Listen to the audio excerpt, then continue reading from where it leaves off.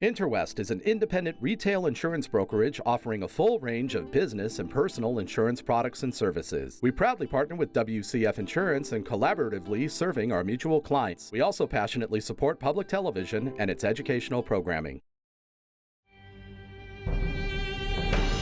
Pebble Beach Golf Links is one of the most beautiful meetings of land and water on Earth. But this is more than just eye-catching landscape.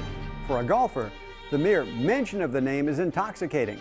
This is a place where beauty, history, and some of the greatest moments in sports all blend together. And now, Pebble Beach Golf Links has reached the century mark. I'm Frank LaRosa. Join us as we celebrate this venerable and iconic destination right now on Pebble Beach at 100.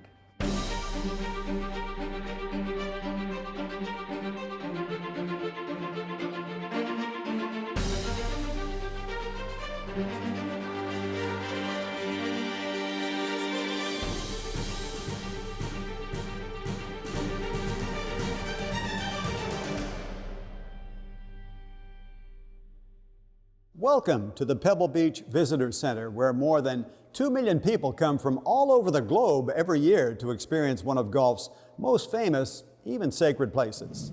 Pebble Beach Golf Links is 100 years old. Now, most of its history is tied to the sport of professional and amateur golf. And for many casual players, it's a coveted destination for a very special golf getaway.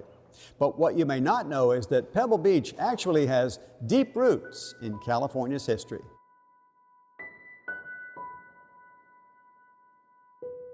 With the California gold rush of 1849, countless pioneers rushed to California to seek their fortunes. Among those pioneers were Charles Crocker, Mark Hopkins, Collis Huntington, and Leland Stanford, known together as the Big Four. These men formed the Central Pacific Railroad and built the western portion of America's first transcontinental railroad. Beginning in 1869, the railroad helped jumpstart California's fledgling real estate industry by transporting visitors and future homeowners to the state's picturesque coastline. To serve those visitors, Pacific Improvement Company, also headed by the Big Four, began planning for a luxury resort to introduce the world to the magic of Monterey Bay. In June of 1880, Pacific Improvement Company completed construction of one of the finest luxury hotels in North America, the Hotel Del Monte in Monterey. A year later, Pacific Improvement Company opened the scenic 17-mile drive, meandering along the beaches and among the forested areas between Monterey and Carmel. It was offered as a pleasure excursion for hotel guests. Del Monte Golf Course followed, opening in May of 1897 as a 9-hole course. But settlement of this beautiful area was just beginning. In 1909, the Pacific Improvement Company offered residential lots along this majestic Northern California coastline. 6 years later, in 1915, the 29-year-old Samuel Finley Brown Morse, a distant cousin of telegraph inventor Samuel Finley Breese Morse, was hired to manage the Pacific Improvement Company. Morse convinced the board to build Pebble Beach Golf Links to further spark development in the area. It all came together on February 22, 1919, with the grand opening of Pebble Beach Golf Links and the Del Monte Lodge.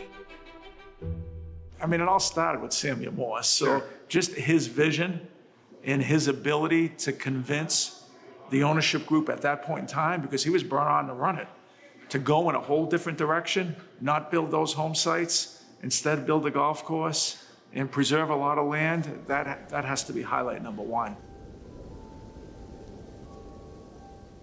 Turning this picturesque natural landscape into a one-of-a-kind golf destination didn't come easy.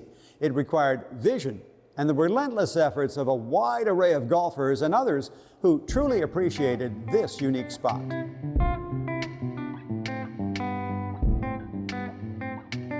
Pebble Beach Golf Links has always been a picturesque landmark along the stunning California coastline, but it's taken many decades for it to become the world-famous golf venue that it is today. Samuel F.B. Morse approached Jack Neville and Douglas Grant, two of California's most accomplished amateur golfers, to design the golf links. Their figure-8 layout placed as many holes as possible along this rocky and beautiful Monterey coastline, with each hole testing the best golfers by leaving them long irons into small greens. Their initial design efforts were followed and improved upon by others. To get the 1919 course accepted by the California Golf Association, Samuel F.B. Morse first turned to Harold Sampson, a celebrated U.S. golf professional serving as the Del Monte Golf Course head golf professional. With the help of a number of top amateurs, Sampson improved the playability of the course. Following the 1921 State Amateur Championship, Pebble Beach Golf Links was asked to resolve complaints about its short par 4 finishing hole. An English banker, amateur golfer, and visionary golf course designer named William Herbert Fowler was selected to help remedy the complaints. Fowler's redesign added 156 yards to the existing hole along the coast and converted the 18th hole into what is today one of the most breathtaking 543-yard par 5 finishing holes in all of golf. In 1926, famous English golf course architect Alister Mackenzie redesigned the 8th and 13th holes to make the attempt more challenging and the reward for success more fulfilling.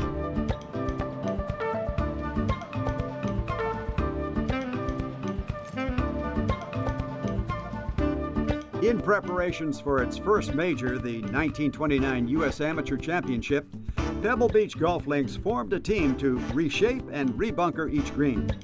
That team was comprised of Robert Hunter, an American amateur golfer, and Henry Chandler Egan, a two-time amateur champion and golf course architect.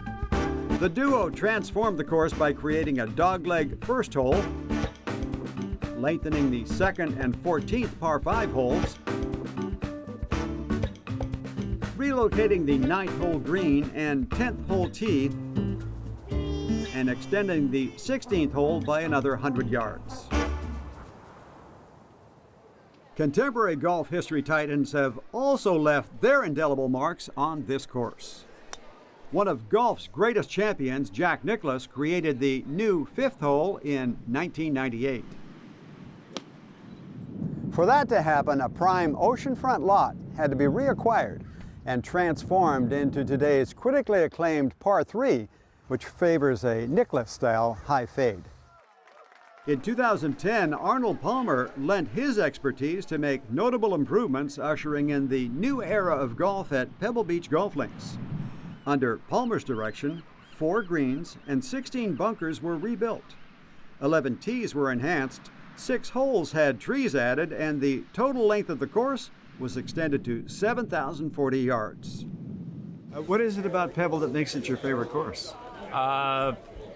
Number one, I just like the layout, small greens, and it was intriguing to me to play in the AT&T and how hard it could play that time of year because it was wet. You play number 9, I'd be hitting a wood at number 9, and then I could play in the State Amateur and I'd be hitting an 8 or 9 iron, just because it's fast and dry and so on and so forth. But I think it's the ultimate golf course. You can shoot a really low round, or if you get off, you can. I got the shanks one time, and by the time I got to 10, I'd had 4 shanks, and I hit 160 yards. I hit a forward because I didn't want to hit it down on the beach. So I have a lot of memories of this place. Many changes over the years have transformed Pebble Beach Golf Links into one of the most challenging and exciting courses in all of professional golf. It's little wonder that some of the sport's most unforgettable tournaments have happened here with some of the game's greatest players.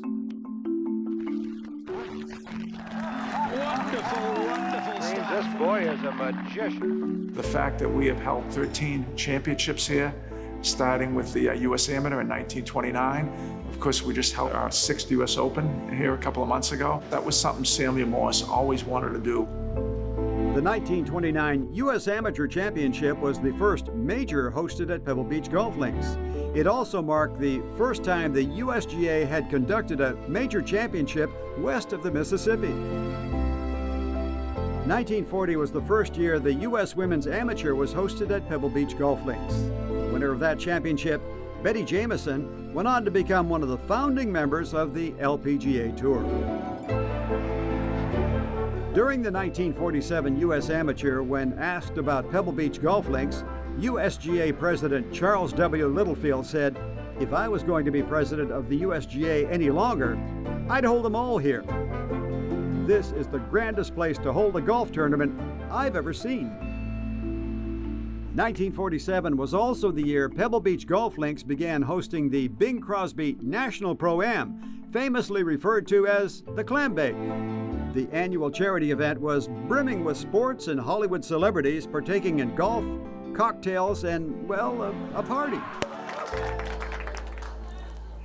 Every time I play Pebble Beach and I get to a certain spot on any of these 18 holes, it brings back a Jack Lemmon story, because he was larger than life. We never made the cut as a team, but he always was entertaining, and he would do some crazy things on the course, almost at the expense of making a birdie or a par, just to give to the people, because he knew how important the tournament was to this area and to basically the PGA Tour. After Crosby's death in 1977, his family continued to host the event for 8 more years until the AT&T Corporation became the title sponsor in 1986. What was fashioned by Bing Crosby is known today as the annual AT&T Pebble Beach National Pro-Am. Of all the events that you can play in, not only at a historical site such as Pebble Beach, but to play in an amateur Pro-Am event where it's just you and your amateur, and you see the amateurs that compete and play the Clam Bake, the great actors, the great celebrities, and even today in the AT&T Pebble Beach National Pro-Am, we've got athletes, we've got political people, we've got actors and actresses. I mean, it's just one of those worldwide Pro-Ams that everybody would pretty much die to be able to play in. The 59th PGA Championship was hosted in 1977, and Lanny Wadkins became the winner of the first sudden death playoff in major championship history. Pebble Beach Golf Links has hosted the U.S. Open 6 times, first in 1972 and most recently in 2019. It's the first public golf course to host a U.S. Open, and some of the greatest moments in all of golf have occurred right here on these grounds. It's got 202 yards to the hole. Tiger's performance in 2000 to win a national open by 15 shots, to be 12 under par, and the next best was 3 over. Yeah.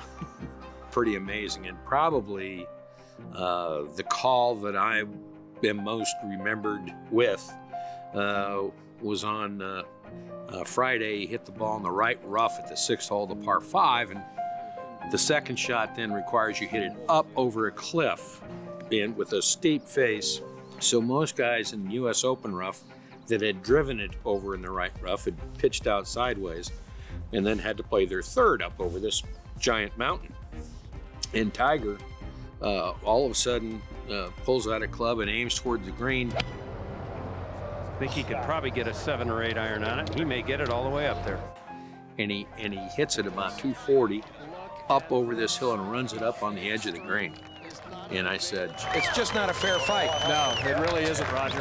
In 2023, Pebble Beach Golf Links will add yet another achievement to its memorable journey by hosting the U.S. Women's Open for the first time in the course's history.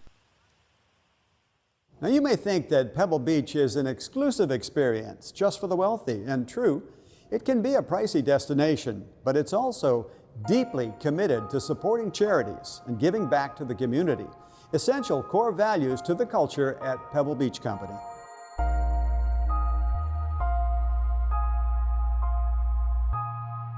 I would just go back to the start of our company 100 years ago and Sammy Morse's vision, because Pebble Beach Company means so much to the community. And if you look at a lot of the things that have gone on in the community, Pebble Beach is involved and in many cases behind the start of it. It's a core value we have about helping our neighbors. We have a Pebble Beach Company Foundation that's very active. And probably the biggest impact we make is through our special events. As a philanthropic arm, Pebble Beach Company Foundation receives contributions from annual events held at Pebble Beach resorts and in turn donates millions of dollars to more than 80 regional and national youth-focused nonprofits. The annual AT&T Pebble Beach Pro-Am will donate $16 million to community, all generated from that event, along with the Pure Insurance Championship.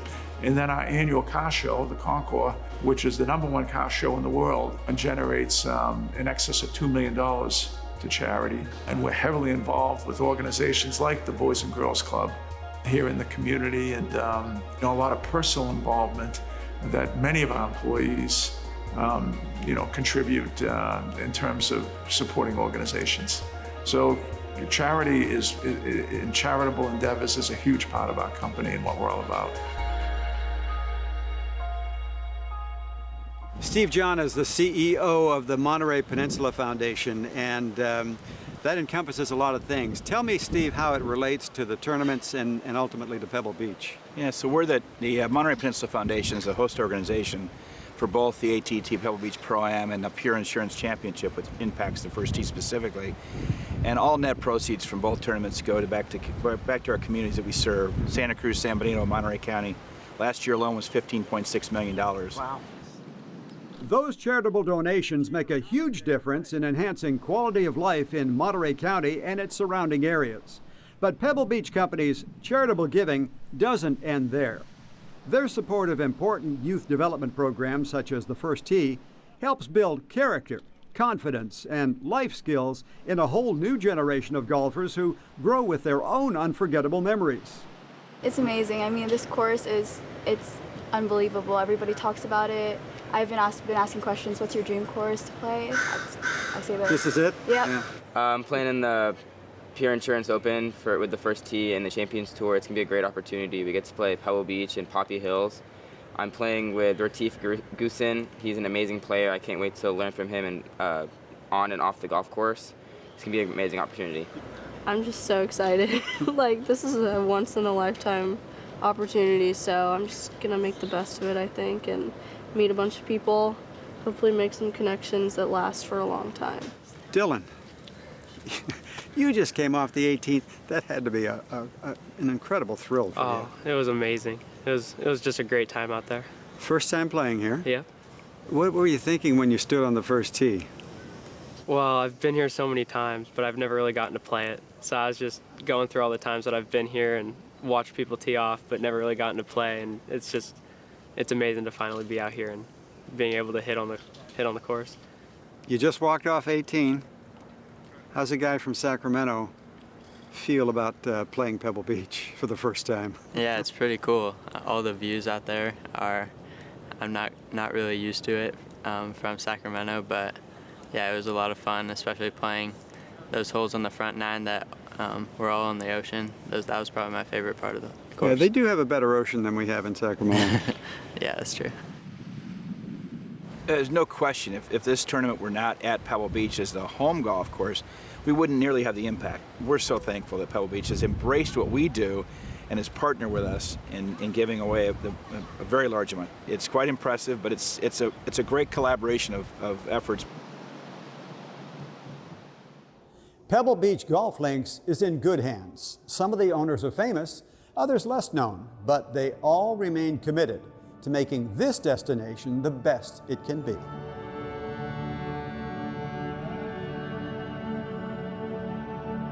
By the end of February 1919, Samuel F.B. Morse formed the Del Monte Properties Company and acquired Pebble Beach Golf Links and Del Monte Lodge from the Pacific Improvement Company.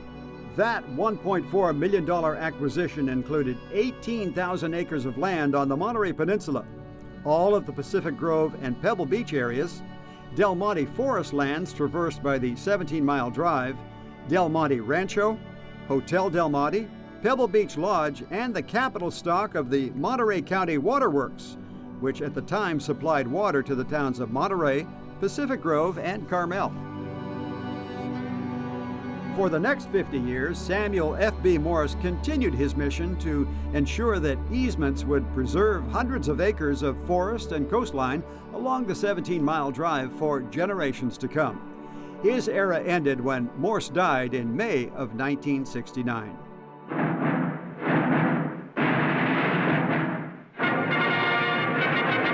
Ten years later, Pebble Beach Corporation was purchased by 20th Century Fox with profits from their blockbuster film Star Wars and reorganized as Pebble Beach Company. Through much of the turbulent 1990s, the Pebble Beach Golf Links was owned and operated by the Lone Cypress Company, formed by Japanese investors. In the summer of 1999, an all-star team of investors acquired the Pebble Beach Company for over $800 million, promising never to sell the company to another ownership group again. When we put the ownership group together 20 years ago, and you think about the four people leading the effort, Peter Uberoth, the former commissioner of baseball, Time Man of the Year, Dick Ferris, who was CEO of United Airlines at the age of 39, an unbelievable businessman. And of course, two other individuals that don't need any introduction to anyone. Clint Eastwood, former mayor of Carmel, has an unbelievable presence in this community, as well as the whole world, and what he's brought to our organization. And somebody that changed the game of golf and will never be forgotten, and that's Arnold Palmer. How could you put those four individuals together? I mean, it's like it's a dream team. It's an unbelievable team that we had right from the beginning. And for me personally, having the privilege of working with all of them has been, it's like a dream. Bob, you've been coming to Pebble Beach for so many years. Yeah, you could really say decades. Yeah. Tell me about the first time you played here. First time had to be 60, 70 years ago. And at that time, the course was a little bit different, but the whole atmosphere is about the same. The people running Pebble Beach today have just done an outstanding job. And it is a little bit different in a lot of ways what they've done with the property, but super, super fabulous place. We have 1,700 employees. Wow. I mean, it's a very difficult thing to describe in terms of how great our team is. Our employees don't consider it a job. They consider it a privilege to work here. They take such pride in what they do. And, that is conveyed to the guest. When talking about our culture, another thing is we're never resting on our laurels. We're always trying to get better. It's one of our core values is to keep improving. Like this visitor center, this was an improvement. We're really excited about the visitor center. We've never had a place where you could go to learn about the history. And now this is the start of everybody's tour, is to come through this visitor center. And I think our whole team did a great job. The company says it's committed to continuing the legacy of the Pebble Beach founder with ongoing improvements to the course, accommodations, and other amenities. You're always looking at what things we can do to improve the experience for our guests. 100 years of that. Yes, 100 years. Samuel F.B. Morse was a man way ahead of his time in terms of how he thought about things, and wanted to conserve this area for people to be able to come and visit Pebble Beach, visit the everything that this area has to offer. And so he didn't want to develop the land. He came up with the idea of a golf course, and we'll preserve all of this for generations to come.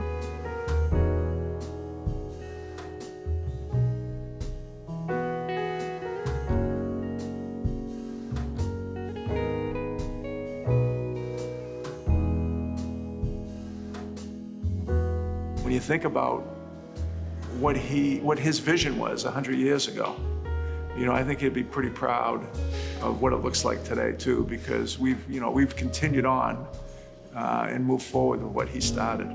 It's a spectacular place, this entire forest, and it's neat to see what's transpired because this golf course has gotten nothing but better. I mean, the addition of different bunkers, the addition of the new number 5 hole, par 3. I mean, completely different hole, but actually a much better hole than the old hole. Sure. It's a magical place. This is if you went to church and you found yourself at Pebble Beach, you knew you made it. We just want Pebble Beach to continue to be a national treasure. Continue with the tradition that Samuel Morse started 100 years ago. It's a special place. and we always want it to be that way. We look forward to continuing to preserve this national treasure, make it something that people from all over the world can come to every day. It's a public golf course, and it's the #1 public golf course in the world. Anybody can play it. Yes, it's expensive, but the experience is second to none. And so we want to continue to preserve that and continue down that road.